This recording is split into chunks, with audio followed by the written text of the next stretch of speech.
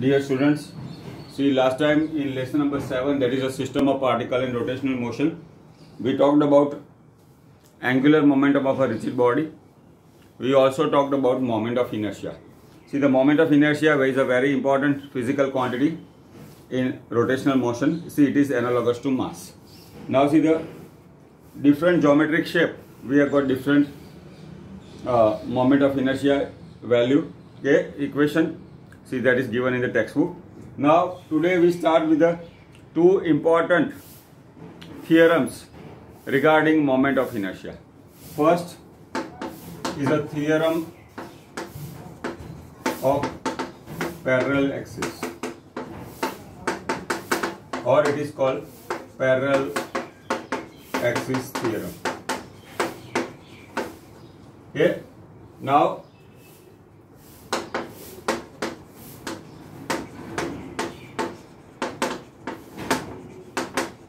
Okay, now see theorem regarding MI.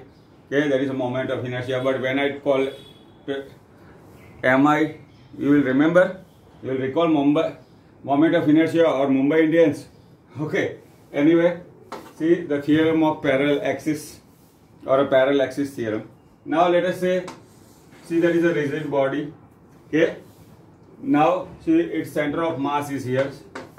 Okay, now see the moment of inertia of a rigid body, see of a mass m about an axis passing the center of mass, let us say IC.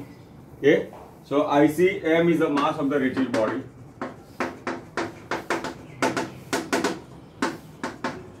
Okay, IC is the MI of rigid body about an axis passing through center of mass. Okay, now we draw, see another axis which is parallel to the axis passing through the center of mass. See what we can see. See, these two axes are parallel to each other, and let us say the perpendicular distance between these two axes is d. Okay, so see the parallel axis theorem says the moment of inertia about the given axis, that is new axis I, is equal to IC, okay, plus m into d square. Okay, this is the equation representing parallel axis theorem. Now see, IC is the momentum of inertia of a rigid body of mass m about an axis passing through the center of mass. See, d is a perpendicular distance between two axes. Then the moment of inertia, new moment of inertia about a new axis is given as I is equal to IC plus md square. So this is about the parallel axis theorem. Now next is a perpendicular axis theorem. Okay, now we can write the statement of parallel axis theorem also, but that you can easily write from the textbook. Okay, now next is a perpendicular axis theorem.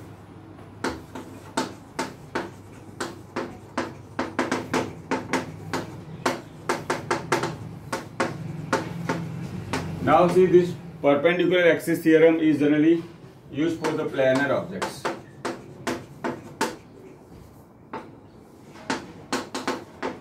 Okay, now what are planar objects? In general, see the thickness of the object is very less compared to the dimension. Now let us say we consider a disc. Okay, so we assume that the thickness of the disc is very less compared to its radius. Okay, so then such object we can have a, see the rectangular plate also. Okay, or okay, here also we assume that, see the thickness is very less compared to other dimension. So the perpendicular axis theorem is used for planar objects. Now see, we consider three perpendicular axes, x, y and z. Okay, now we know all three axes are at right angle to each other. So what do the perpendicular axis theorem say? See, the moment of inertia about any axis, let us say Ix, is equal to sum of the moment of inertia about two remaining perpendicular axes. Okay, now we can see x, y and z are perpendicular axis. Okay, then moment of inertia about an axis Ix will be equal to sum of the moment of inertia of remaining two perpendicular axes. Let us say, in that case we can say Ix is equal to Iy plus Iz. Okay, so this is about perpendicular axis theorem. These two theorems are very important for the in numericals also. Okay, that we have to keep in mind. Now see, we make a list of the various geometric shape. Okay, see first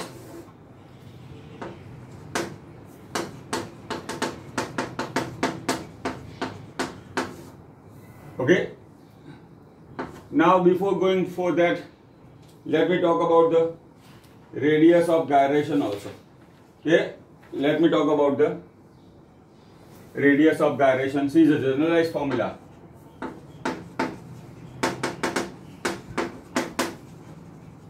For moment of inertia, I is equal to mr square. Okay, now see radius of gyration. Okay, here radius of gyration is given as I is equal to mk square. See, k is called the radius of gyration. Okay, k is the radius of the gyration. Now see, this is about the radius of gyration. Now see, for the different geometric shape, okay, thin circular ring of radius r. See, am I about the axis perpendicular to plane?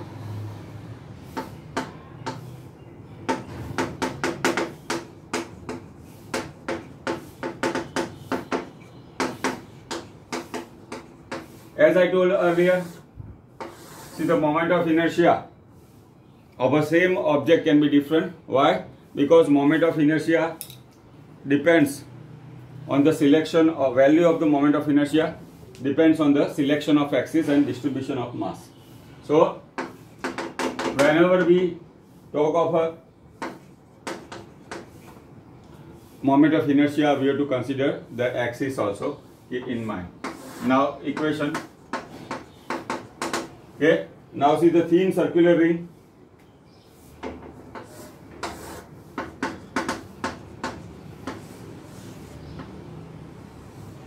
Okay, now see axis perpendicular to plane. Okay, this is an axis perpendicular plane. See the moment of inertia I is equal to mr square. Okay, now is the first object. Now see the same object, thin circular ring. Okay, about an axis passing through the diameter. Okay, axis passing through.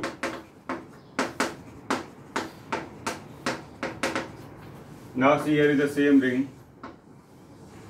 Okay, but now see the axis we have to consider passing through the diameter. This will be the axis of rotation. Then we have seen mr square by 2. Okay, see there is a moment of inertia of a thin ring about an axis passing through diameter will be mr square by 2. Now see the third we consider as a thin rod.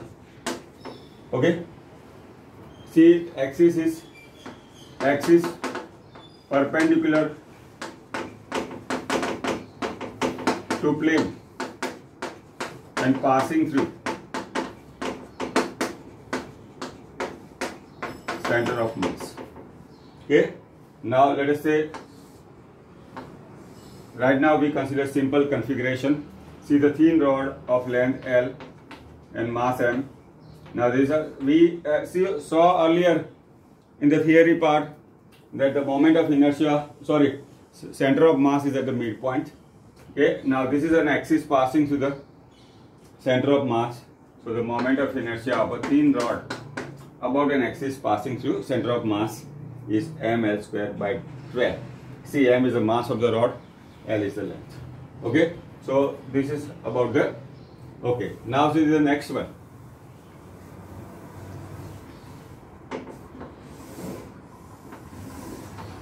See, all these equation we have to keep in mind.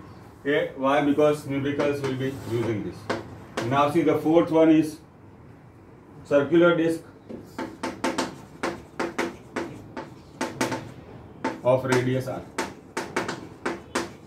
Now see, the moment of inertia of a circular disc about an axis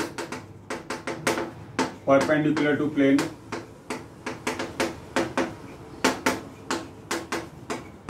and passing through center of mass. C is a solid object. Now see, axis is like this, which is perpendicular to the plane and passing through the center. Okay, so the thin disc, let us say this is axis of rotation, so the moment of inertia will be mr square by 2. Now see, the same disc, okay, circular disc of radius r. See, axis passing through diameter.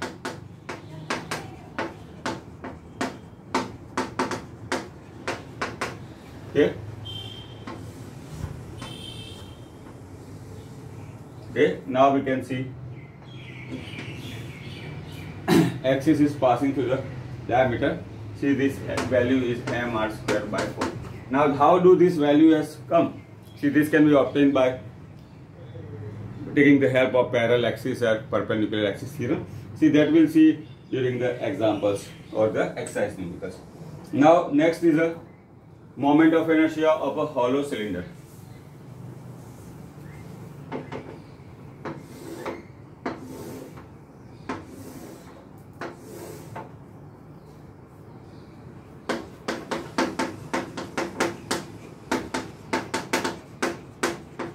Of radius r. See, axis will be passing through the geometric center.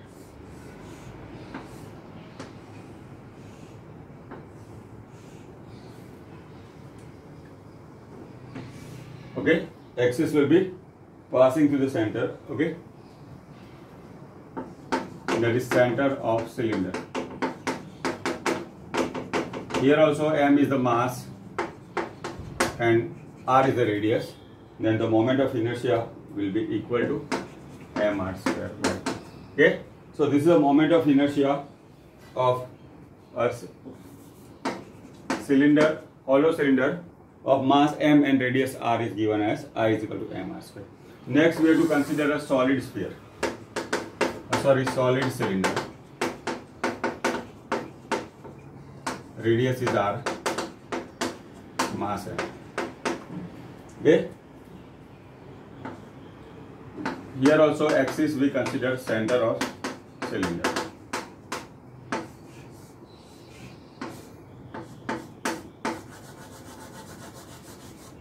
Okay. Now here also is a solid cylinder. See, axis is passing through the center, okay, of cylinder. So the moment of inertia will be given as mr square by 2. Okay. See, for hollow cylinder, see the moment of inertia is mr square, and for the solid cylinder, see the value will be mr square by 2. And next is the solid sphere of radius is r, mass is m. Okay. Now see, axis passing through the diameter. Okay. Now this is a solid cylinder. Okay. Axis passing through any of the diameter. Let us say this is also an axis passing through the diameter. Okay, will be given as 2/5 mr square. Okay, so the moment of inertia of a solid sphere of radius r and mass m. See, about an axis passing through the diameter. We can have number of diameters. Okay, but we have to keep in mind. See, the moment of inertia is given as 2/5 mr square. Now, see, we have talked about moment of inertia of different object. Okay, on the basis of that we take some numericals. Okay, now let us say our example number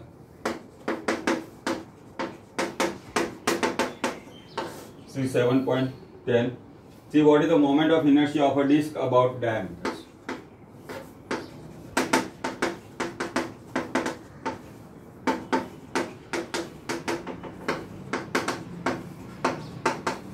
Okay, now see, just now we have seen the equation of moment of inertia of a disc.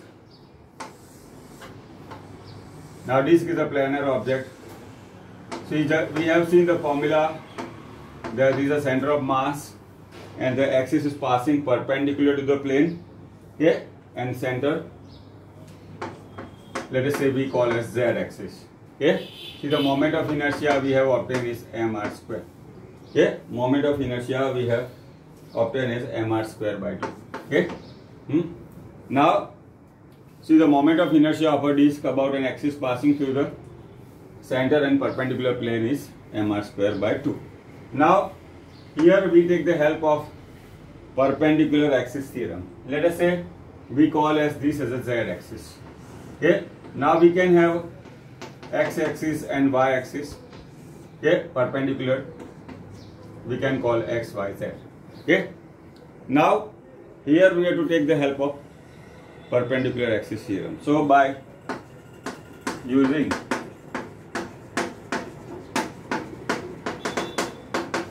perpendicular axis theorem, okay, see, what is perpendicular axis theorem? See, the moment of inertia of a planar object is equal to sum of the moment of inertia about remaining two perpendicular axis. So what we see here, see, this is a line passing through the diameter Ix, and this is also Iy also is a line passing through the diameter, and this z axis is perpendicular to both. So by Iz is equal to Ix plus Iy. Okay, now what we can see, Iz value we are having. Now Ix and Iy also are perpendicular to each other, so their value will be same. Ix will be equal to Iy. Okay, so Iz we are having mr square by 2. See, Iy and Ix are same, so that we can write 2Ix is mr square by 2. So Ix will be mr square by 2, and that will be also equal to Iy. Okay, why? Because Ix and Iy both are axis passing through the diameter, so that we have obtained is mr square by 4. So this is, here we can say that we have taken the help of perpendicular axis theorem. Okay, now next is the moment of example number 7.11, that also uses parallel axis theorem. Okay, now see, that is example number 7.11. Now see, the rod of mass m, see, the center of mass, length is L, center of mass will be L by 2. Okay, we have to find out moment of inertia of a thin rod of mass m and length L about an axis touching its one of the end. See, the end can be A or B. Now here is a midpoint, that is the center of mass. Okay, now let us say, see, we have to calculate moment of inertia, okay, about this axis. Let us say IAB. Okay, let us say we have to take IAB, or we can say I dash. Okay, now see, this is a line passing through the center of mass, okay, and perpendicular to the plane. See, what we can say, these two axes are parallel to each other.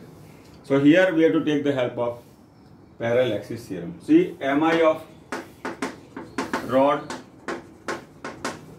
thin rod about axis passing through CM and perpendicular to plane is ml square by 2. Okay, this also you can prove, okay, by using the geometry. Okay, and the basic theorem of the moment of inertia. Now here we have to find out IAB, okay, or I dash, let us say. Let me give the some other name. Okay, let us say we call as I dash only, and this is I. Okay. Now see, these two are parallel axes, so by using parallel axis theorem,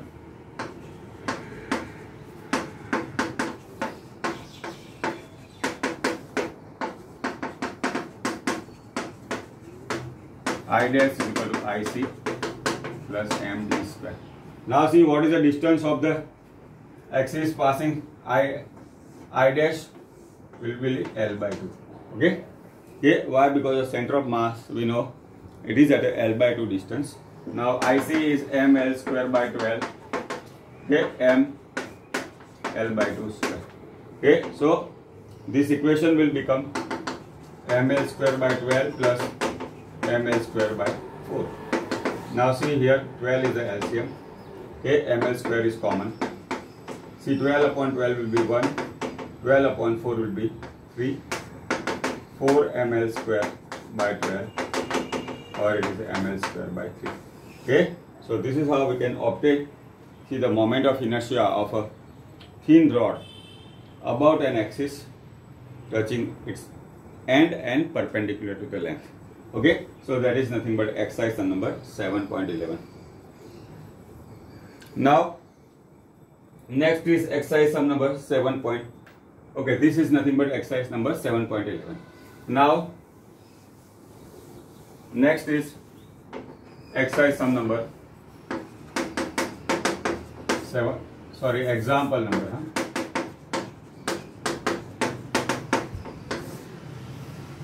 Okay.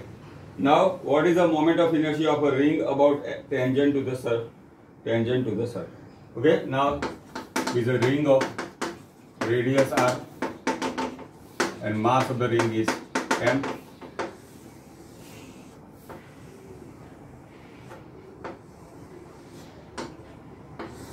Now this is an axis passing through the center. Okay. That is nothing but diameter. Now see, we have to find out moment of inertia about an axis touching its end, touching the ring. Now it will be always tangent, and naturally we can see it is parallel to the diameter. Okay, it is parallel to the diameter. Now see, let us say this is an axis about which we have to find out, okay, the moment of inertia. Now see, mi of a ring, thin ring about axis passing through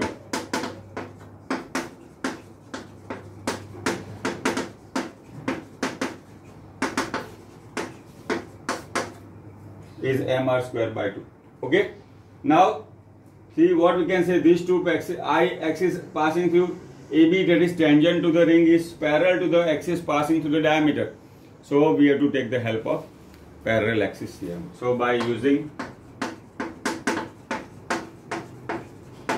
parallel axis theorem, see, IAB, let us say we have to find out, is IC MD square. Now this is our IC value.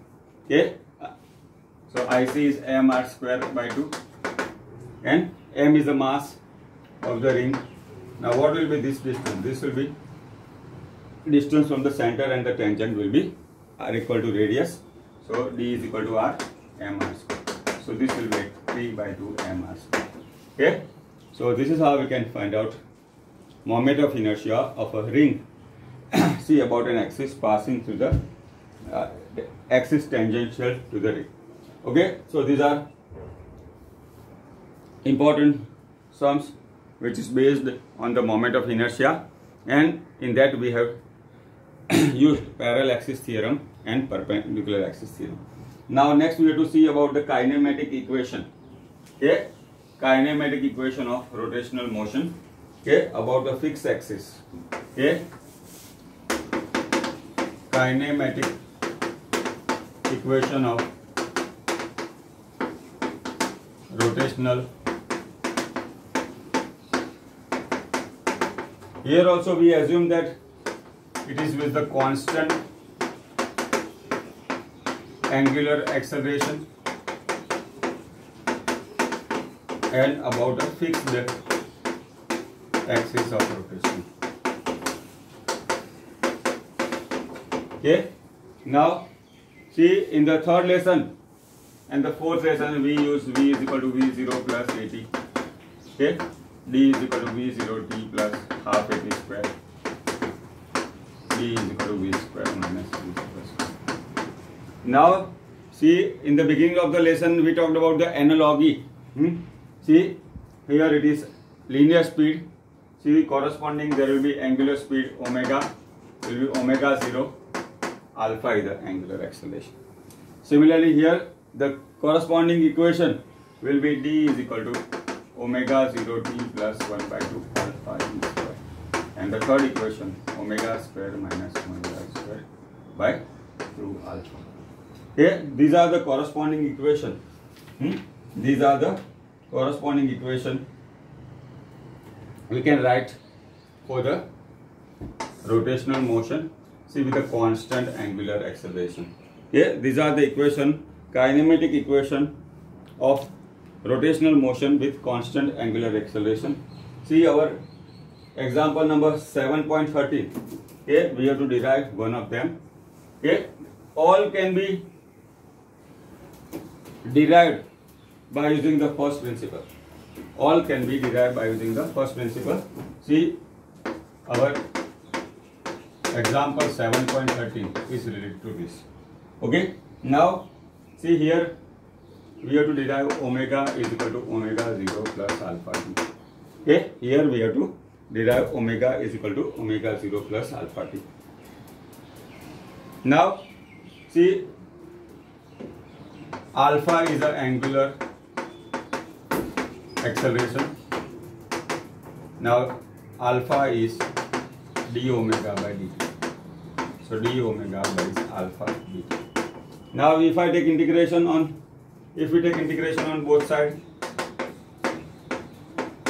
okay, see at t is equal to 0, omega 0 is the angular velocity, and at time t is equal to t, angular velocity is omega.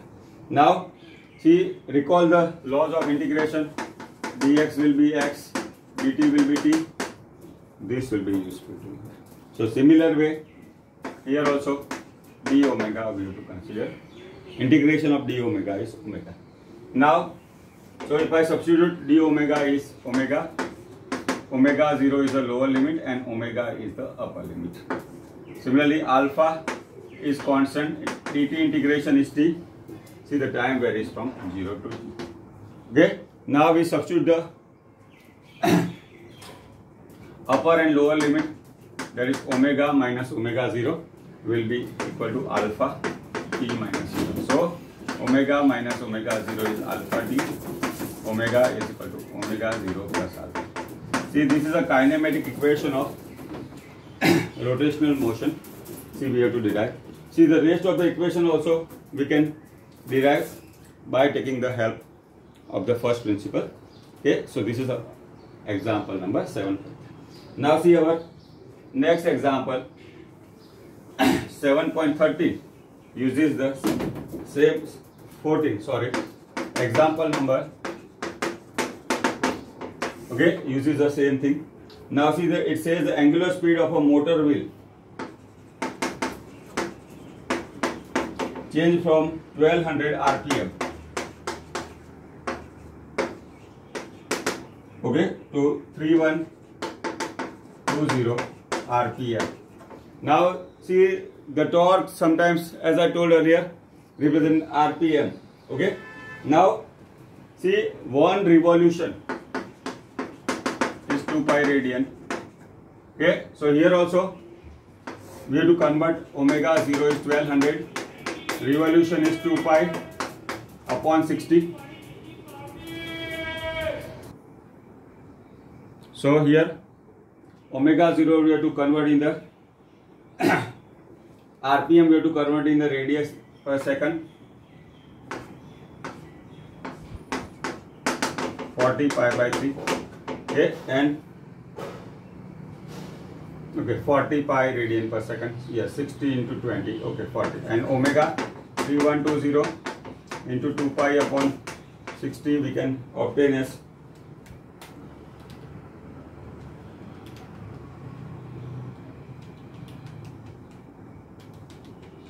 okay, that will be 104 pi radian per second. See, finally we will substitute the value of pi.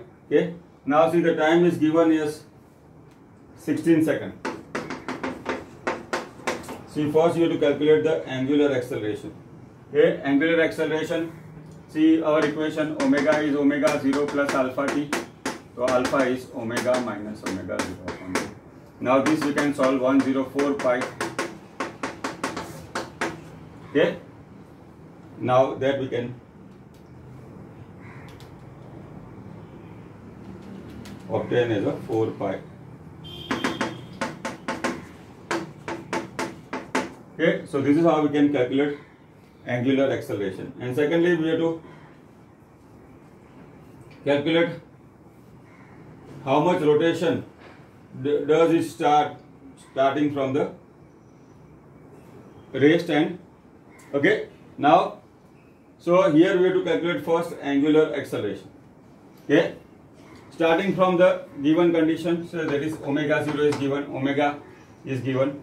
Now see the angular displacement. See, theta is omega 0 t plus 1 by 2 alpha t square. Okay, omega 0 is 40, pi time is 16, 1 by 2 alpha we have calculated 4 pi, time is 16 square. Okay, now see if we solve this, it will be 1152 pi radian, and number of revolution, okay, we have to divide by 2 pi. Okay, so that turns out to be 576. Okay, number of revolution will be 576. So this is a very simple example. Okay, one thing we knew that how to convert RPM, that is revolution per minute, okay, into radian per second. So this is about lesson number 7. Today we talked about, see, the parallel axis and perpendicular axis theorem regarding moment of inertia, okay, and kinematic equation of rotational motion. See about a fixed axis with a constant angular acceleration. We have taken some examples related to them also. See, next time we'll proceed further. Thank you.